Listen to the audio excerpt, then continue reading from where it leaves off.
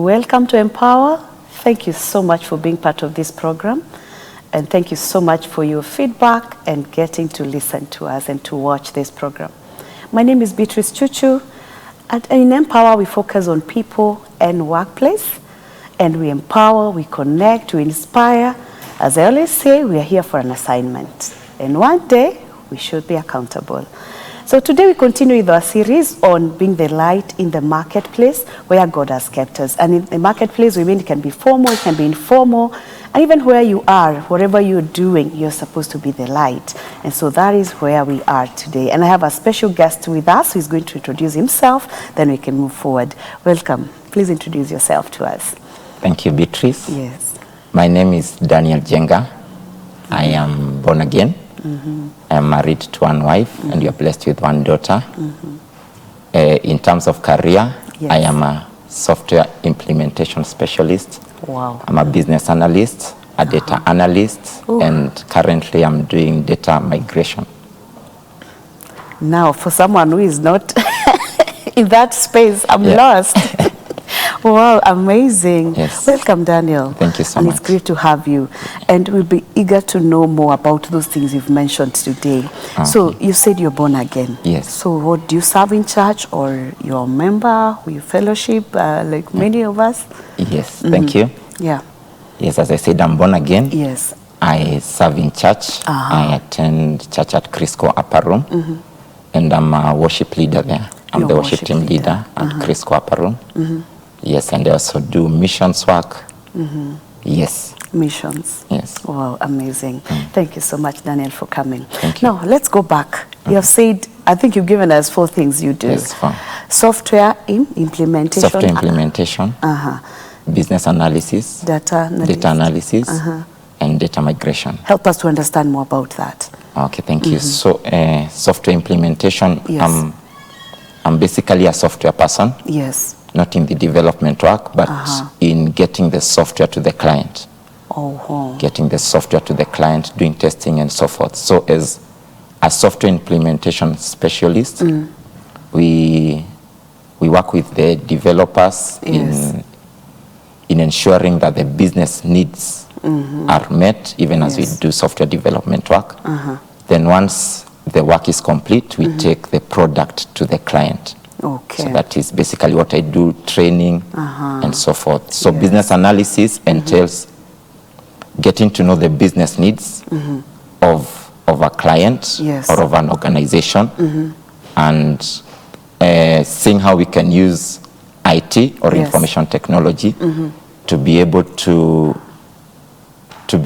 get a solution, to get work done faster and in a more modern way. Yes. Wow. Yeah. That is now the business analysis. Yes. What we call, maybe someone can be called a business analyst. Yes, business analyst. Now, you also have a title, you've said data there's analysis. Data. Yes. Yes. There's data analysis and data migration. So part of software implementation is the movement of data from a legacy system to a newly implemented system. So legacy system is a system that is existing? Yes, a legacy system. Not bad, yeah? Yes. The system that is currently being used. Yes. Yeah, so you'll find most organizations, they have been using systems that were probably developed 20 years ago, 10 years ago, and so forth. And they might not be having the technical prowess of current systems. Yes. Yeah, so we take, because as we implement software,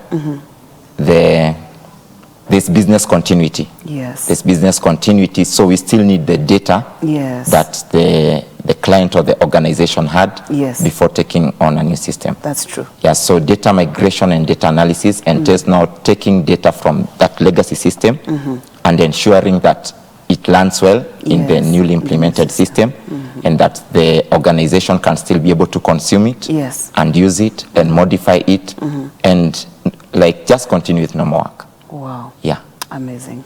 At least someone can understand. Now, what are you supposed to do in school so that you can also study, so that you can become that? Yes, so I did information technology. So you can do a course in information technology, computer science, also, I would say part of statistics, because if you've done statistics, you can be able to do data work, a lot of data work. Yes. Yes, but mainly information technology. Yeah. Now, is this something that you did out of interest, or who inspired you to become, to go that line of information technology? Okay, is it something that you thought maybe when you were young, that is what you will do? Yeah. Or is it that the institution just invited you to do that? Because it happens, you can be invited to do a course and then it becomes your lifeline. So what exactly led to that? Okay, so first of all, when I was young, when I was a small boy, when I was young, I wanted to be a pilot. As many are. Yes. I wanted to be a pilot, so that was my dream. But the dream, as time went by, it went on fading. And as I went to school. Yes. So by the time I was clearing high school, I was not, I think I was not clear of what I wanted to do. And it happens. Yes. But after I cleared high school and I did my KCSE, yes, the results came out, and then now you are the university pickup. Yes. I was taken to do information technology. Yeah, so in school, I'm not more of a development person, like a software engineer. That was not my thing. But I longed to be a project manager. That was now my dream while in campus. Yes. So, but now my career journey is interesting because after I cleared campus in 2012, I stayed for 3 years without a job. So after doing this information technology. Yes, my degree could not get me a job for a whole 3 years. Wow. And so the first job I got was software implementation. I was being paid some amount there. Yes. It was with a company within. And I think that now this first job, I did it for like 3 or 4 months. It opened a way for me now to get into that field, because that was the next job that actually the content of that CV, I think, is what enabled me to get the second job that I got, which where that is now where I went deeper into business analysis and software implementation. Yes. And then now for data, as for like 5 years, I've been doing software implementation with a company called Turnkey Africa, and in implementing the TurnQuest system or TurnQuest solution, there's a lot of data work. So as a software implementer, I'm not meant to do data work, but at times, because of interest, I just found myself wanting to do data migration. And then now that data migration is what has now is what gave me a leeway to my current job now. Amazing. Yeah. Wow. Yeah. Maybe to go back there. Yeah. First of all, you are the selection, university selection, you're given information technology. Yes. Something that, had you thought about that, or how did you take it now? That this is not something I knew very clear what I want to do. Yeah. Again, now university invites me to come and do information technology. What came to your mind? I would say it's like, not actually like, God was actually preparing me for that. Wow. Because I remember before the selection, before I got to go for my letter in school to know what course I've been taken to do, I remember my uncle wanted to pay for me to do a course in information technology. Oh, amazing. Yes, so in one of the colleges within Nairobi. So it's just that we never had enough money for me to go and pursue that. You would have started. Yes, I would have started. Then within few months, in less than 3 months, I got the letter, and that was the same course that I was taken to do. So it was like, it was a confirmation. Yes, it was like a confirmation. Now, you did it, you enjoyed, and your line started becoming clearer, project management and everything else. Now, again, you come to a season with a lot of expectation that I'm finishing campus and I'm going to get a job, I'm going to pursue my dream. Now, no job is coming. What was happening within those 3 years? What was going through your mind? How was the phase like? Yes, so the 3 years were interesting. I think I was like a full-time minister. That is interesting.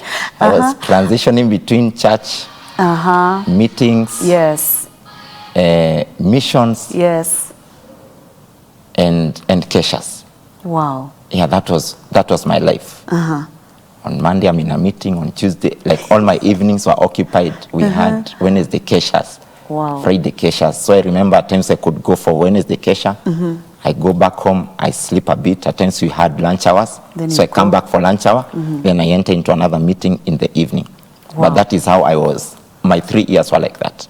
Yeah. So you decided to take charge and now concentrate in the other side of life and say now, okay, I may not have a job, but I'm called to serve. Sure. So let me serve. Yes.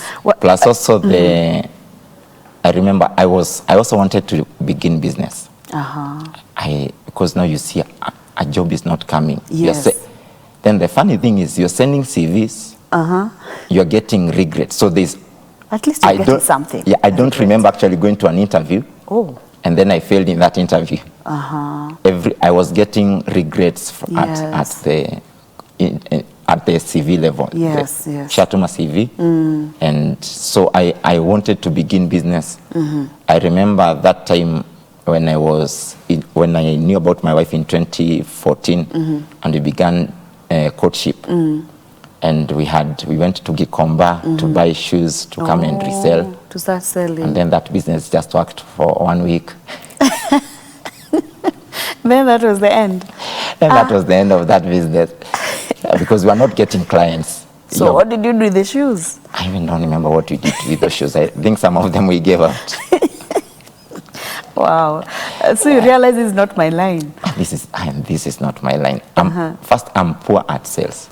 Yes. I'm not a person of sales. And what had made you think of shoes, of selling something, or not to be, so that you can make some income? The target was income. It was not out of interest. It was just to do something that can bring you something. Yes. Yeah. Instead of just, and you see, even to go serve, to go for missions, you need some money. Yeah. Maybe you need transport or something. Sure. Wow.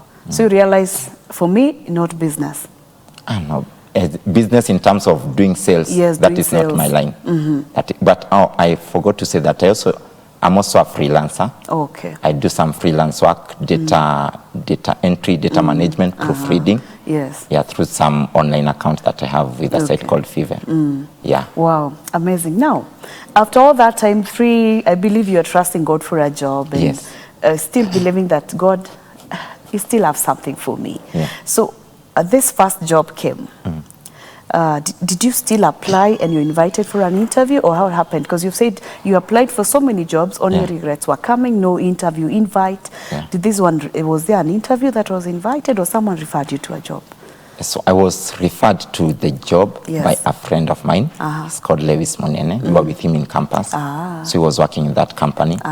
So he told me there's this opening for someone to implement a product. It's called Zizi. The application that is used to collect revenue in some of the counties like Kiambu, Meru, and so forth. So I sent my CV, I applied, I went for the interview, and I was called for the job. Yes. So it was your first interview to attend? Yeah, that was my first interview in 3 years. I can imagine. What came to your mind when you realized that at least someone has recognized I can do something and called me for an interview? And thank God you never failed an interview, you got the job. So what came to your mind during that? Because sometimes we are worried because no one is inviting you. Does it mean I have nothing they are looking for? Does it mean that my qualifications don't matter? And now someone calls you and now a job comes. I want you to answer that question after you take a short break. We are taking a brief break and we'll be back.